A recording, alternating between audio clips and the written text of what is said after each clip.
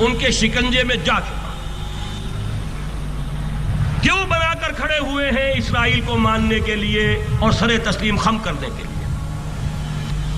بہرحال نوٹ کر لیجئے، عالم عرب جا چکا ہے، کوئی دن کی بات ہے، میں سنسنی پیدا نہیں کرنا چاہتا، لیکن حالات اور واقعات سے نگاہیں بند کرنا بھی کوئی دانش مندی کی بات نہیں ہے۔ یہ ایودھیا کی مسجد شہید کی گئی، ابھی یہ ایک بہت بڑا مزار جو ہے شہید کیا گیا، اور اس کے ساتھ کئی مسجدیں شہید کی گئی۔ یہ سب کیا ہے؟ یہ مسلمانوں کی نفس دیکھی جا رہی ہے کہ کوئی غیرت اور حمیت نام کی کوئی شے باقی ہے؟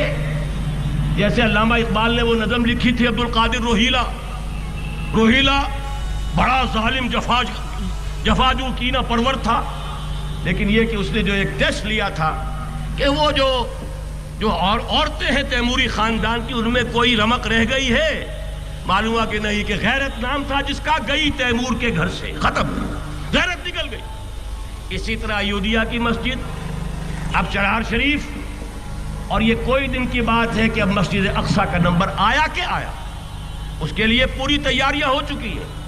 یروشلم کا مشرقی حصہ خالی کرایا جا چکا ہے، اس کے اندر اب پورا تسلط یہودی کر رہے ہیں، یہاں تک کہ اب کہ یاسر عرفات صاحب نے بھی کچھ نہ کچھ جو ہے احتجاج کی بات کی ہے، حالانکہ اب تک ہر بات مان کر منقار زیر پر تھا، لیکن یہ کہ ایک وقت آتا ہے آخر کار اسے بھی کچھ بولنا پڑ گیا ہے، لیکن یہودی اب پیچھے قدم ہٹانے والا نہیں ہے۔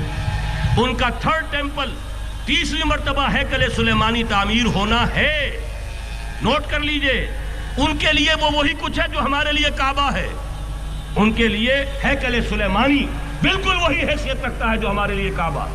وہ ہیکل سلیمانی ایک مرتبہ پہلے نبوکڈنضر کے ہاتھوں مسمار ہوا، پھر سن 70 عیسوی میں ٹائٹس کے ہاتھوں مسمار ہوا، سن 70 کے بعد آج 1995 میں کتنے برس ہو گئے؟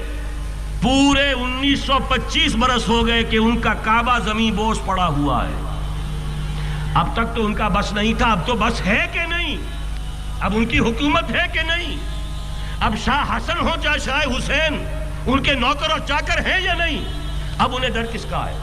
لہذا کوئی دن کی بات ہے، مسجد اقصیٰ شہید ہوگی اور ٹیمپل کی تعمیر شروع ہوگی۔ یہ تو بہرحال ایک نقشہ ہے۔ اگلا نقشہ آپ کو بتانا چاہتا ہوں، ایک دوسری تصویر ہے۔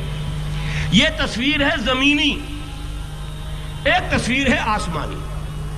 وَمَكَرُوا وَمَكَرَ اللَّهُ وَاللَّهُ خَيْرُ الْمَاكِرِينَ۔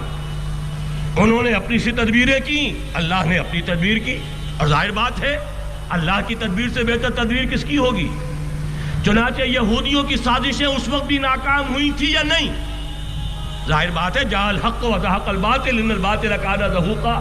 لہذا یہ آیتیں دونوں اعلان کر رہی ہیں کہ یہودیوں کی سازشیں بالآخر ناکام ہوں گی اور دین حق کا بول بالا ہو کر رہے گا۔ یہ تو ان آیتوں سے ظاہر ہے۔ یریدون لیطفئوا نور اللہ بافواہہم واللہ متم نورہ ولو کرہ الکافرون۔ یریدون ان یطفئوا نور اللہ بافواہہم ویابی اللہ الا یتم نورہ ولو کرہ الکافرون۔ هو الذی ارسل رسولہ بالہدی ودین الحق لیظہرہ علی الدین کلہ ولو کرہ المشرکون۔ اللہ نے تو بھیجا ہی ہے اپنے رسول کو اس فیصلے کے ساتھ اور یہ ذمہ داری اور مشن دے کر کہ جو دین حق آپ کو دے کر بھیجا جا رہا ہے اسے غالب کیجئے، نافذ کیجئے، قائم کیجئے، اس مشن کے ساتھ بھیجا جا رہا ہے۔ قرآن کہتا ہے ببانگ دول وما ارسلناک الا کافۃ للناس بشیرا ونذیرا۔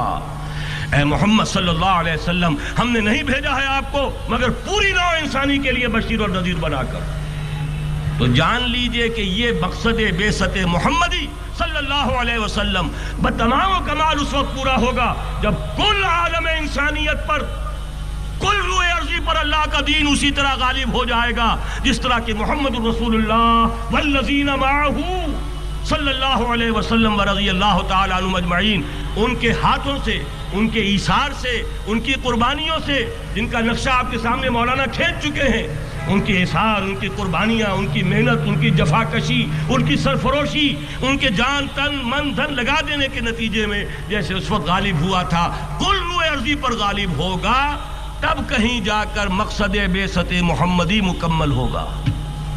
یہی وجہ ہے اقبال نے کہا تھا وقت فرصت ہے کہاں، کام ابھی باقی ہے، نور توحید کا اتمام ابھی باقی ہے، لیکن ساتھ ہی خوشخبری بھی دی تھی، یہ چمن معمور ہوگا نغمہ توحید سے، آئے گا وہ دور، یہ چمن معمور ہوگا نغمہ توحید سے، لازماً آ کر رہے گا۔